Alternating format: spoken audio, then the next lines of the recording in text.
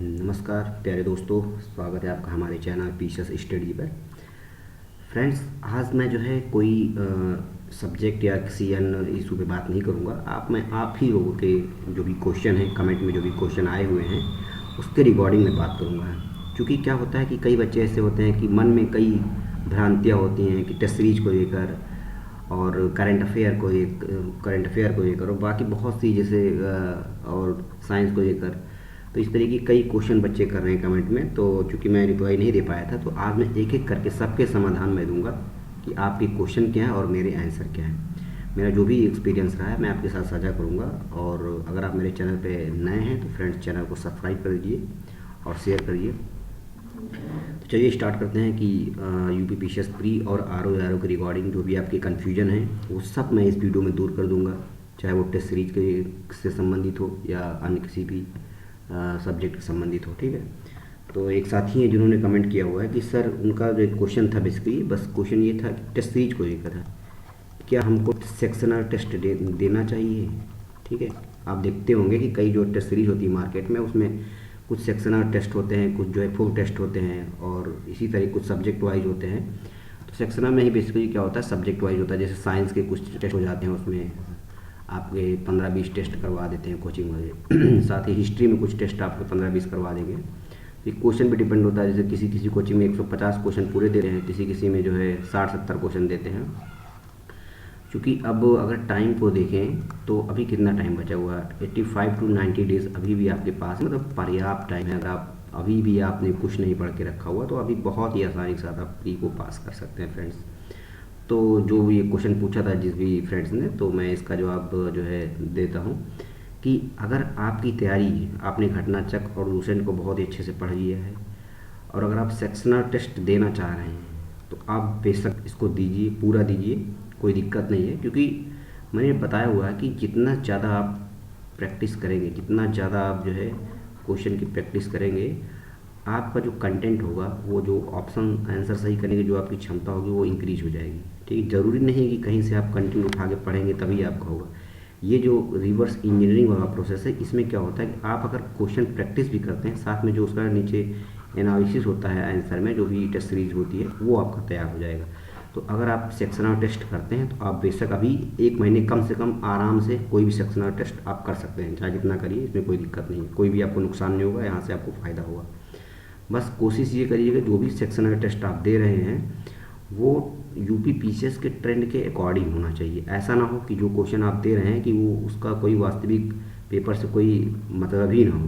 तो ये चीज़ आप ध्यान दीजिएगा फ्रेंड्स। ठीक है, तो आप जो भी आपकी जो क्वेरी थी कि क्या सेक्शनल टेस्ट देना चाहिए, तो अभी 1 महीने तक और आप सेक्शनल टेस्ट दे सकते हैं। मतलब जो 2 महीने बचेगा तो आप पूरा फुल लेंथ करने का ज़्यादा प्रयास करेंगे तो ज़्यादा बेहतर रहेगा। क्योंकि तब आपकी स्ट्रेटजी उसी के अकॉर्डिंग होनी चाहिए, जैसे यूपी पीसीएस आयोग में 150 क्वेश्चन आते हैं। ठीक है, तो अभी आप चाहे जितने क्वेश्चन का प्रैक्टिस सेट कहीं से भी आप उठा के कर सकते हैं, इसमें कोई डाउट नहीं है।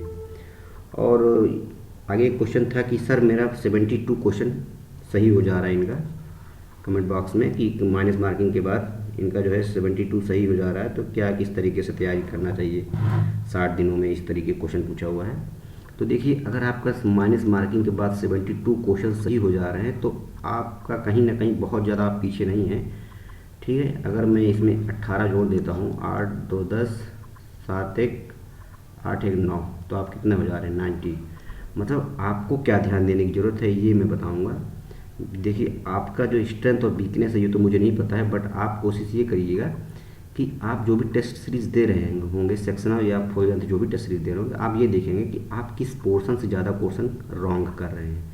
करंट अफेयर से रॉन्ग कर रहे हैं या जो है साइंस से या हिस्ट्री से, जहाँ से भी आपके क्वेश्चन ज़्यादा गलत हो रहे हैं उस पोर्शन पे आपको, उस सब्जेक्ट पे आपको ज़्यादा मेहनत करने की ज़रूरत है।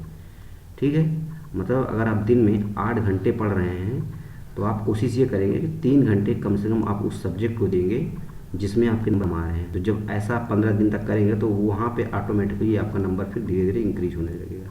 ठीक है, तो ये आप स्ट्रेटजी को अपनाएंगे इसमें तो आसानी के साथ आप जो है 90 क्वेश्चन को पार करेंगे। यहाँ मैं क्वेश्चन की बात कर रहा हूँ, 72 नंबर नहीं है, 72 क्वेश्चन है और 18 आप देख सकते हैं क्वेश्चन है ये भी। तो इस तरीके से आप तैयारी करेंगे। ठीक है, और अगर आप जहाँ तक बात है कि फ्लुएंट टेस्ट की, तो वो जो है अंतिम के 1.5 से 2 महीने में आप पूरा फ्रेंड्स कोई भी टेस्ट सीरीज आप दे सकते हैं। हाँ, जब अंतिम के 15 दिन बचे तो यहाँ पे ये करना है, अंतिम के 15 दिन में बहुत ज़्यादा टेस्ट देने से बचें। ये जो मेरा मानना है अपना, अगर आप नए एस्पिरेंट हैं आप, तो ज़रूर इस बात को अगर फॉलो करेंगे तो आपको ज़्यादा बेनिफिट होगा। अंतिम के 10 से 15 दिनों में आप कोशिश ये करेंगे कि आप टेस्ट सीरीज कम कर देंगे, मतलब 1-2 कर सकते हैं, जैसे कि दिन भर में 1 कर लिया, 2 बहुत है, मतलब है ना। बट जो है आप अंतिम के 10 से 15 दिनों में क्या करेंगे, जो भी आपने टेस्ट सीरीज दिया हुआ है, जो भी आपने नोट्स बनाया हुआ है, ठीक है, जहाँ से भी आपने पढ़ के रखा हुआ है, उसको ज़्यादा से ज़्यादा रिवाइज़ करेंगे। क्योंकि जितना आप रिवाइज़ करेंगे, जो भी आपने अभी तक मेहनत करके रखा हुआ है, उसको आप क्या करेंगे, अपना रिबिल्डअप करेंगे। तो इससे क्या होगा कि आपका जो क्वेश्चन रॉन्ग हुआ था वो फिर से रॉन्ग नहीं होगा, और आपका कॉन्फिडेंस भी बढ़ जाएगा इससे। क्योंकि अंतिम के 15 दिनों में एक प्रैक्टिस सेट देने का एक डिसएडवांटेज फ्रेंड्स ये हो जाता है कि कभी कभी क्या होता है कि मान लीजिए कोई ऐसा प्रैक्टिस सेट आ गया, खुदा ना खास्ता, कि आपका जो है उसमें बहुत ही कम नंबर आ गए, तो इससे क्या होगा कि आपका मोरल डाउन हो सकता है और आपका कॉन्फिडेंस डाउन हो सकता है, और आप जो है हो सकता है थोड़ा सा उतना अच्छा परफॉर्मेंस पेपर में ना कर सकें। तो मेरा यही मानना है कि आप लोग अंतिम के 10 से 15 दिन में केवल रिवाइज़ करेंगे, अच्छे से ज़्यादा रिवाइज़ करेंगे। ये मत सोचिएगा कि जो है ये मुझे याद रहेगा कि नहीं रहेगा, वो सब आपको वहाँ पेपर में याद आ जाता है। ये जो है अनकॉन्शियस वो आपके माइंड में कहीं ना कहीं रहता है, तो आप इस चीज़ का ध्यान रखेंगे। वहाँ पे 4 ऑप्शन जब आपको मिलेगा ABCD, तो आपका जो है ऑटोमेटिक माइंड ये जो है बता देगा कि इसका आंसर ये होगा, क्योंकि आपने वो क्वेश्चन करके रखा हुआ है, ठीक है। और अब दूसरा क्वेश्चन एक फ्रेंड्स का था कि जो है सर क्या जो है मैं घटना चक्र पॉइंटर को पढ़ सकता हूँ अच्छे से, ठीक है। तो घटना चक्र पॉइंटर के अगर रिगार्डिंग में बात करूँ, तो इसमें होता है एक घटना चक्र होता है, एक पॉइंटर होता है।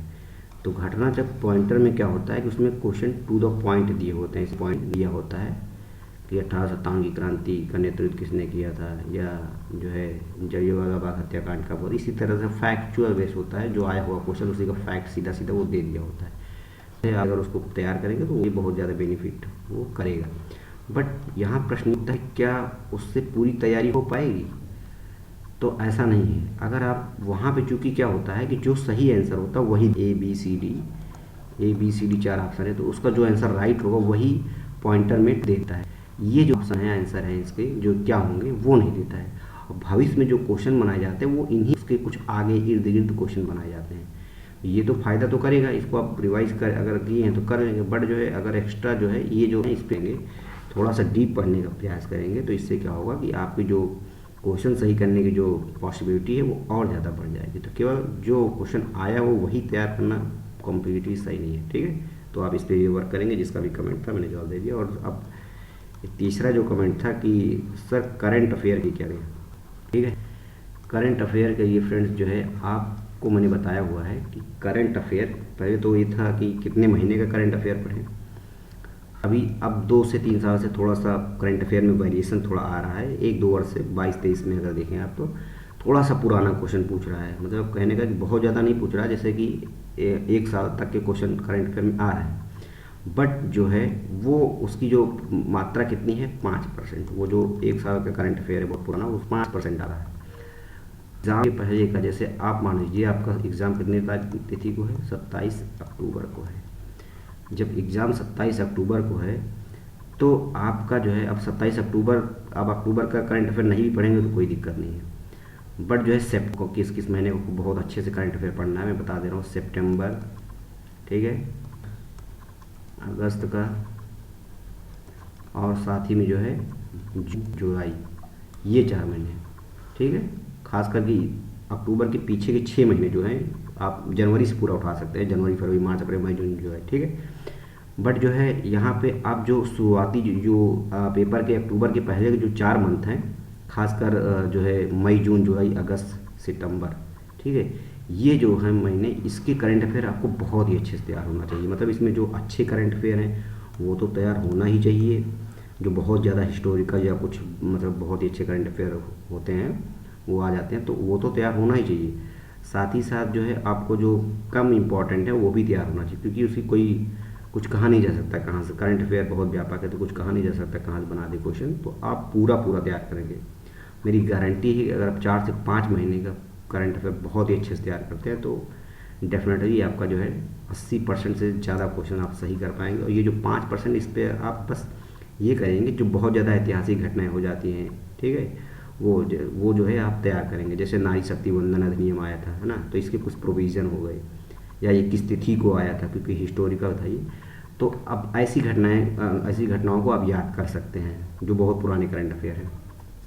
तो इस तरह से आप तैयारी करेंगे, ठीक है। जो पुराने हैं उसको थोड़ा सा, जो बहुत ज़्यादा इंपॉर्टेंट है उसको पढ़ेंगे, बाकी जो आपका 4 से 5 महीने बचता है एग्ज़ाम से पूर्व का, तो वहाँ पे आपको पूरा पूरा तैयार करना है। इस तरीके से करेंगे। पूरा पढ़ने का सोर्स मैंने आपको बताया ही हुआ है, अपने प्रीवियस जो वीडियो है मेरा करंट अफेयर स्टडी, अगर आपने नहीं देखा तो प्ले लिस्ट में जाइए, वहाँ पर सारी स्टडी पड़ी हुई है, वहाँ पे आप देख सकते हैं। अभी जो है घटनासार मार्केट में आई हुई है जनवरी से जून तक का, ठीक है। घटनासार जो है मार्केट में आ गई है जनवरी से जून तक, आपको अच्छे से पढ़ेंगे। यहाँ से जो है क्वेश्चन सीधा सीधा आएगा। उसके बाद अभी फिर से आएगी जब पेपर अक्टूबर है, अक्टूबर में आपका पेपर है, तो ये जो है आपका सितंबर में सितंबर के अंतिम के दिनों में या अक्टूबर के शुरुआती वीक में आई थिंक आ जाएगा। तो वहाँ से आप पूरा दोनों घटनासार को अच्छे से पढ़ेंगे। और साथ ही जो है अगर आपको और कोई मैगज़ीन से आप पढ़ रहे हो तो आप पढ़ सकते हैं, उससे भी कोई दिक्कत नहीं। बट घटनासार चूँकि मैंने प्रेफर किया है, अच्छा काफ़ी मुझे लगता है, यहाँ से क्वेश्चन सीधे सीधे आ जाते हैं, तो आप इसको पढ़ सकते हैं। साथ ही आई दृष्टि आती है, अगर आपका मन है कि और ब्रॉड करंट अफेयर को कवर किया जाए तो आप आई दृष्टि भी परचेज कर सकते हो, उसमें भी बहुत अच्छा दिया हुआ था, बट मैंने उसको कभी पढ़ा नहीं है, तो आप लोग अपने अकॉर्डिंग चूज कर सकते हैं। ठीक है फ्रेंड्स। तो और जो है एक दो क्वेश्चन था कि सॉल्यूशन को किस तरीके से तैयार किया जाए, ठीक है। एक फ्रेंड ने पूछा था कि सॉल्यूशन को कैसे पढ़ें, तो इसमें मैंने आपको सजेक्टेड टॉपिक बताया हुआ था पढ़ना है। आपको कौन कौन सा सब्जेक्ट पढ़ना है ये भी मैंने बताया हुआ था।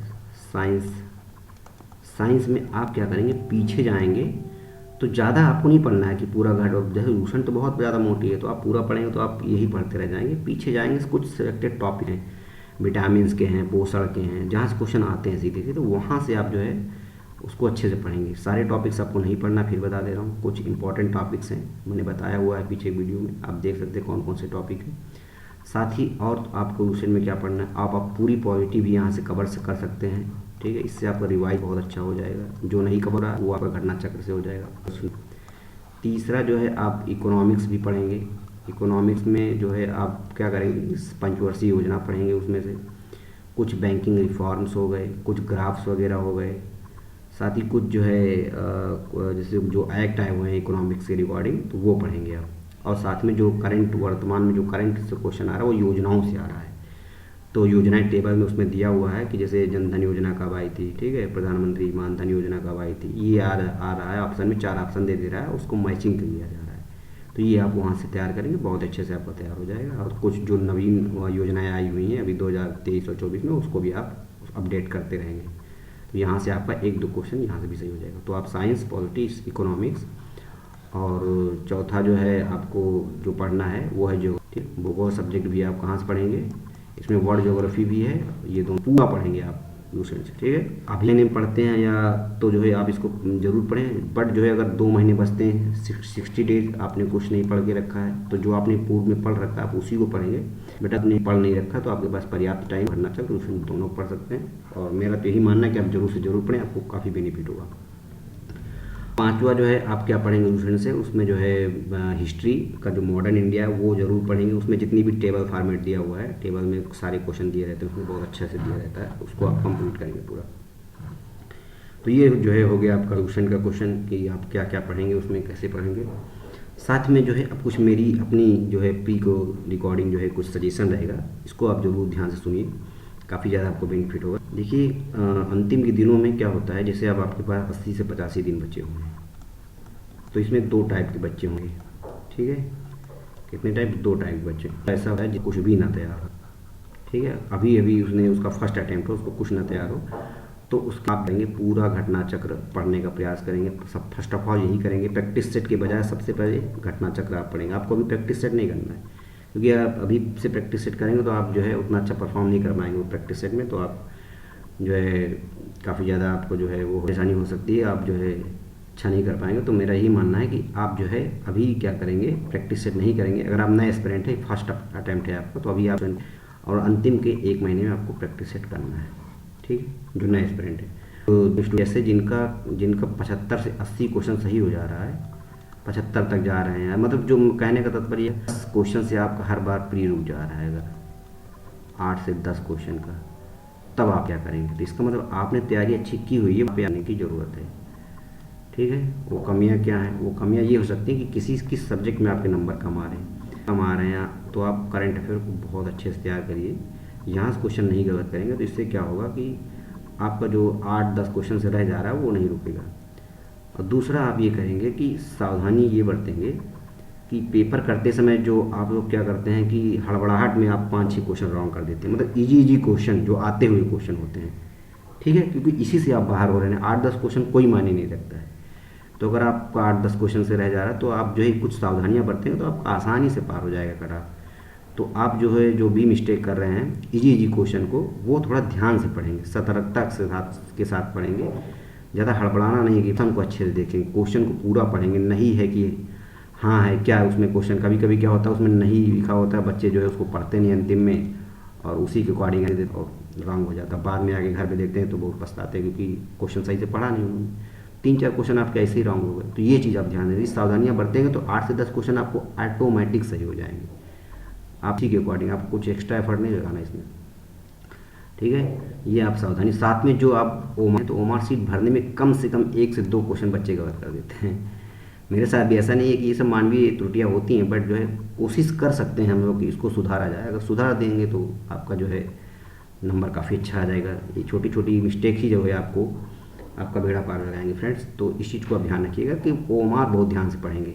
जैसे 1 से 10 तक क्वेश्चन को, या फर्स्ट टाइम में मैंने पूरा पेपर अटैम्प्ट किया तो जितना क्वेश्चन मुझे आ रहा है, मैं ये नहीं देखता कि मैंने 80 किया, 70 किया, 75 किया, 60, इससे मतलब नहीं होता है। आप ये देखेंगे जितना भी क्वेश्चन आपने किया है फर्स्ट अटैम्प्ट में, मतलब फर्स्ट टाइम में क्वेश्चन को अटैम्प्ट करने में, तो जो है आप जो है जितना भी सही किए हुए हैं आप उसको आराम से, जैसे 1 का डी है